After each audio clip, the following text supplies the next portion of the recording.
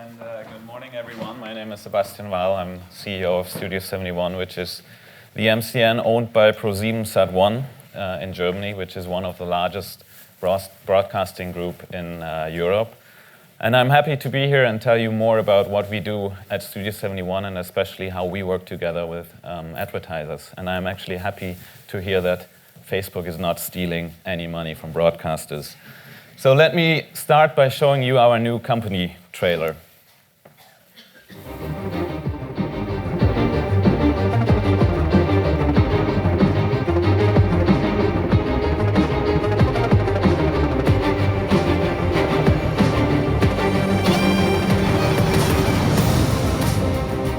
Studio71 was founded with a mission to entertain the world with digital content. Over the last 5 years, there has been a shift in how consumers engage with media. We are at the forefront of creating premium video for audiences where they want it. We have built a network for creators that includes some of the most iconic names on YouTube, Vine, Instagram, and Snapchat.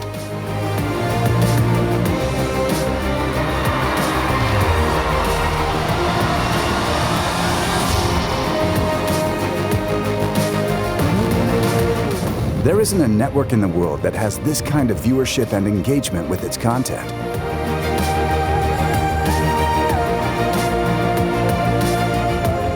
Our core value proposition of strong creative, married with distribution, makes us the best partners for brands who want to engage with connected consumers.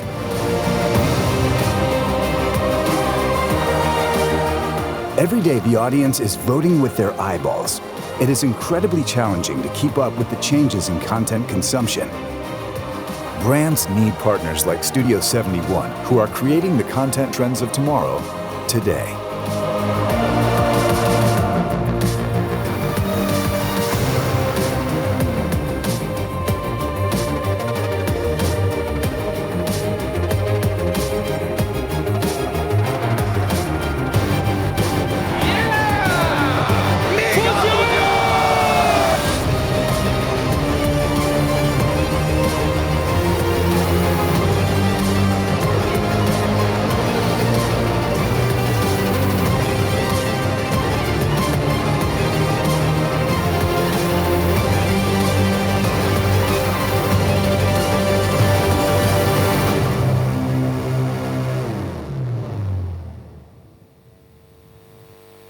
So that was the more emotional explanation of what we do, and that's the more academic explanation of what we do.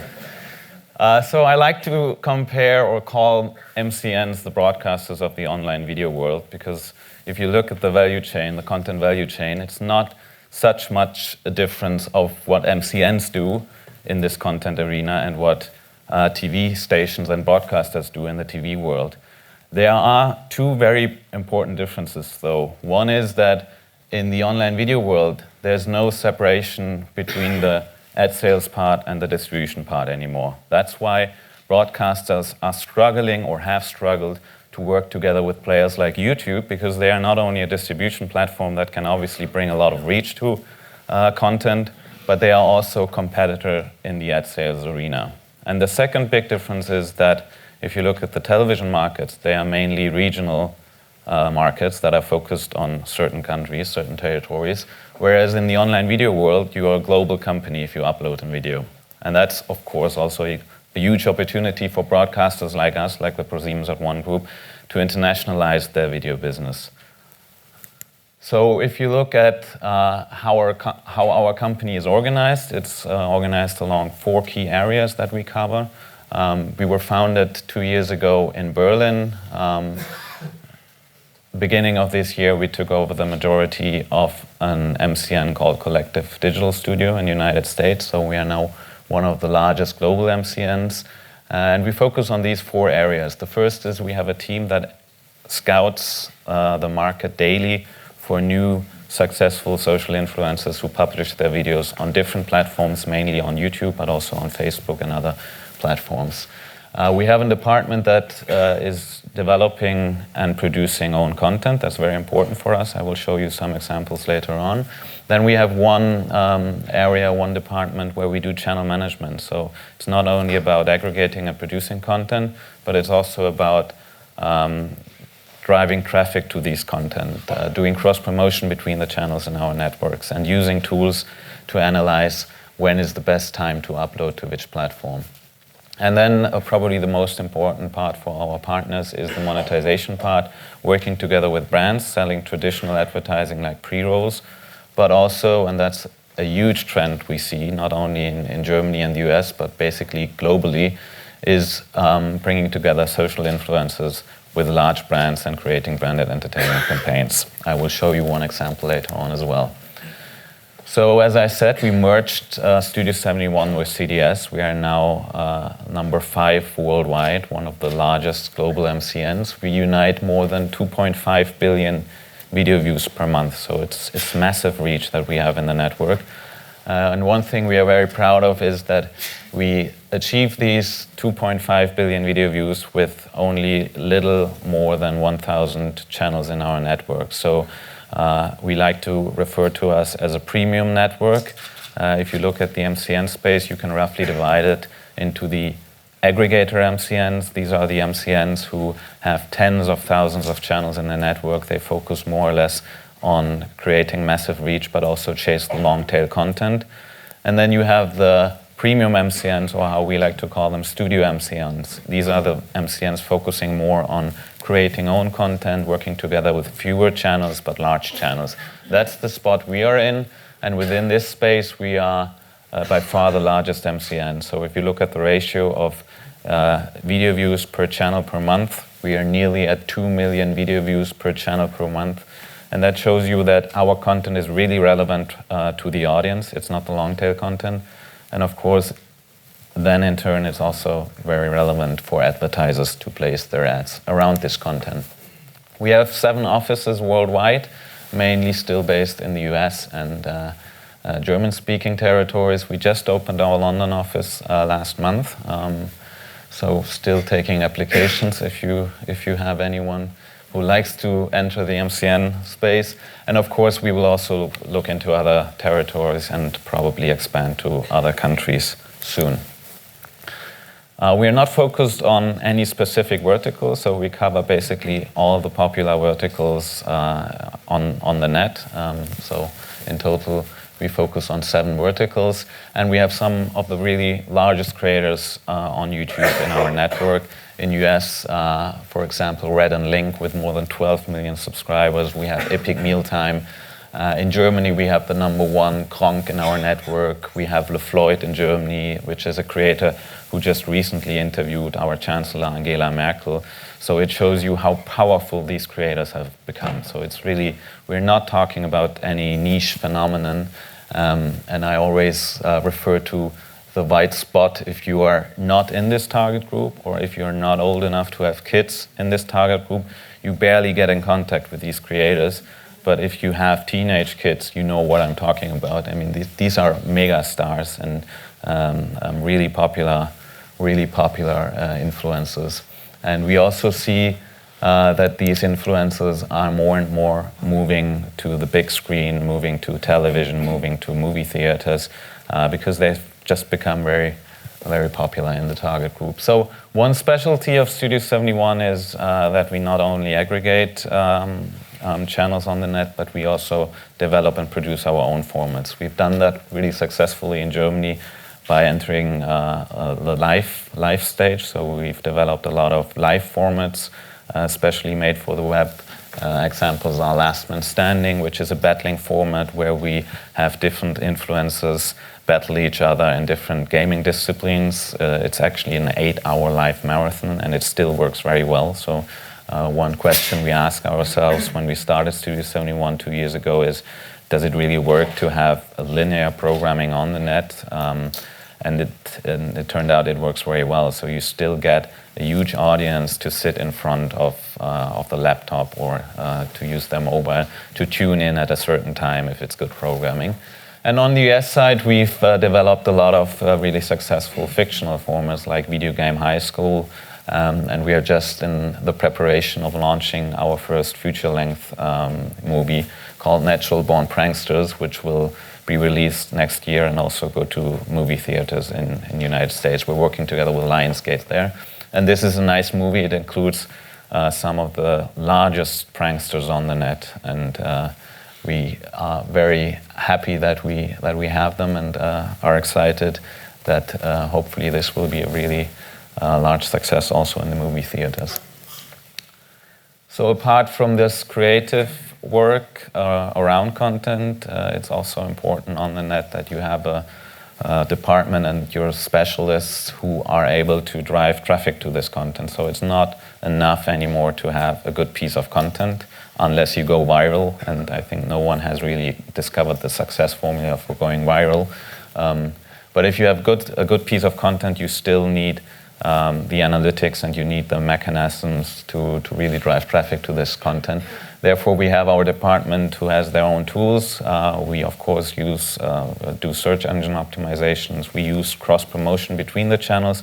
So what works very well is that if you have your own formats, like I just showed you, if you integrate many different influencers in these formats, we instantly see that they profit from each other by just becoming more popular and reaching new target audiences.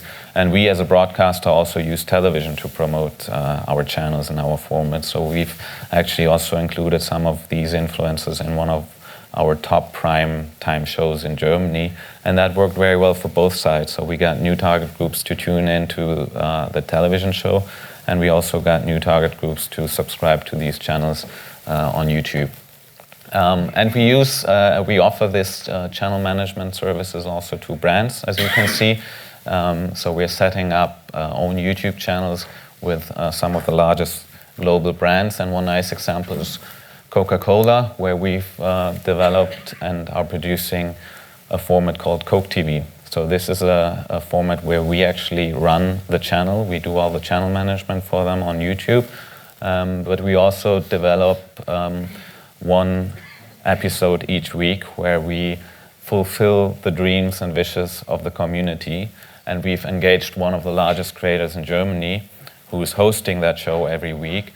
And it turned out that it works really, really well, even though it's a highly branded format. You can already see a logo, but also within the show you have Coke everywhere. And everything is red, and you see the logo. The host is drinking Coke. But still, it's a very popular format because it's entertaining content. So the main message is if you do it right, if you work together with the brands, and if you tell the community that it's a branded format, you don't try to cheat them and try to hide that it's a sponsored format, it can work very well if it's entertaining content. So let's have a look at the trailer. It's in German, but there are subtitles. Jo Leute, willkommen zurück zu Coke TV. Jetzt ermöglichen wir euch nämlich hier auf diesem Kanal die schönsten, die magischsten Momente. Die Momente, die ihr immer schon mal erleben wolltet. Ich habe mir gewünscht, mal einen Tag lang ein Actionheld zu sein. Wir haben uns gewünscht, mal mit Robben zu schwimmen. Du hast dir für deinen Coke TV Moment gewünscht, dass wir einmal was zusammen machen. Zusammen Snowboard fahren. Das ist so ein Moment in meinem Leben. Ich hätte nie gedacht, dass ich sowas mal mache. Yo, ich bin's, euer Jack. Herzlich willkommen aus Mallorca.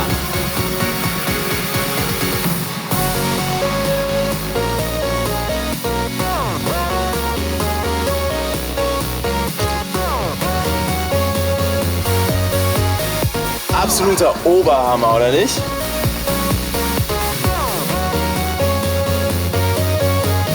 Hammer, geil!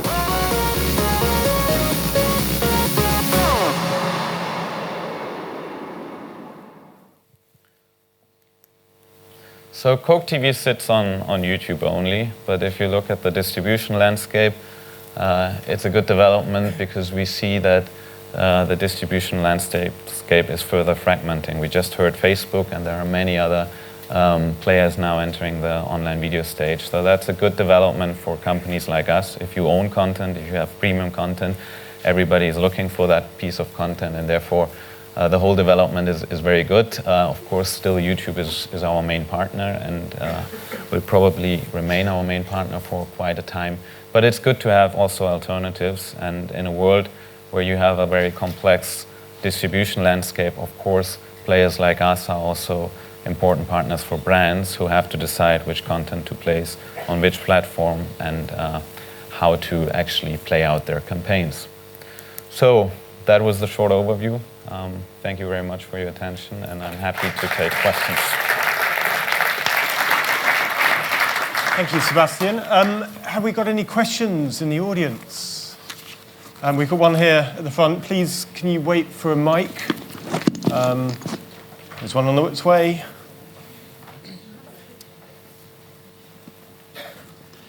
Good presentation, thank you. What's the revenue model?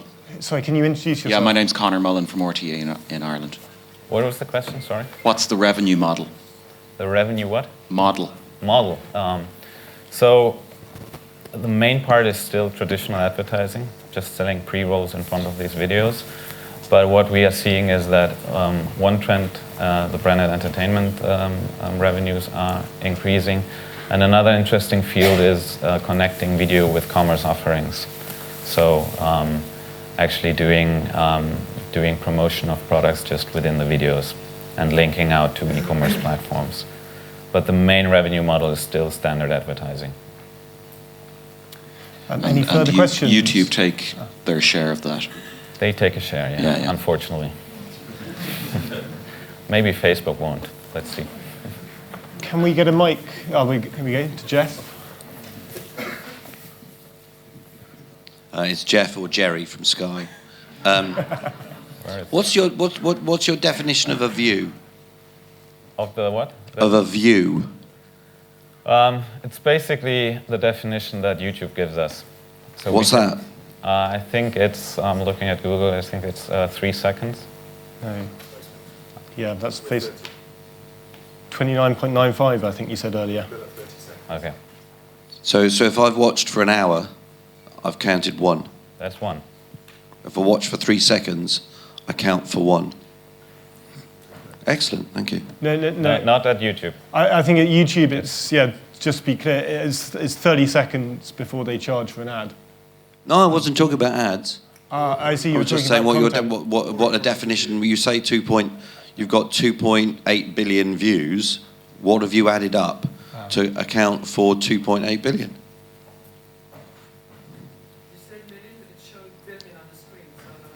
No, it's views, billion views. Oh. I was just saying, what are you counting to get to the 2.8? That was all I was saying. What 2.8 billion watts? It's the video definition of YouTube. That is 30 seconds, you're saying.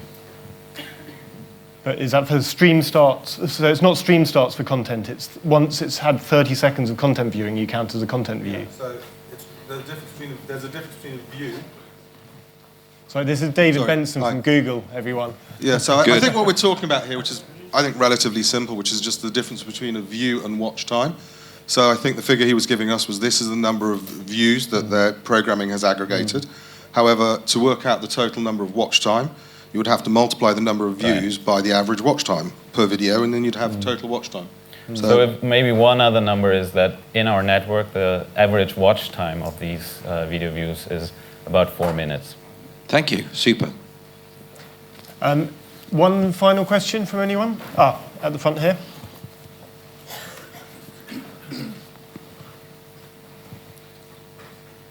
Thank you. Rob Gallagher from the research firm Ovum. Could you share any insight in how the subscription-based offers such as YouTube Red and Vessel are performing for you? I have no numbers on YouTube Red. I would like to have, but I guess YouTube won't give them out. And the same for Vessel. I mean, for us, these are additional distribution outlets, and of course, it's not only Vessel, but we're also working with Netflix and other companies. Amazon is also a client of us. So basically, in that case, we are more or less one of the content providers. We don't have any figures about what kind of revenues are coming in and how much subscribers these platforms have. Okay, I've got one question for you, Sebastian, before you go. I'm from a TV background, so I'm kind of really interested to know, to what extent are MCNs starting to embrace scheduled content or even live broadcasting?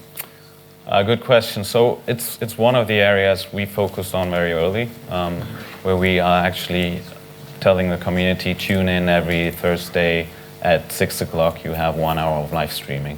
That works very well for us, and what we also realize is, apart from the program being live, you need to give the audience some kind of guidance when they should actually look at your channel. Yeah. So every channel, more or less every channel, has its grid when there are new uploads. Even Coke TV, every Friday, you know at 6 o'clock there's a new episode.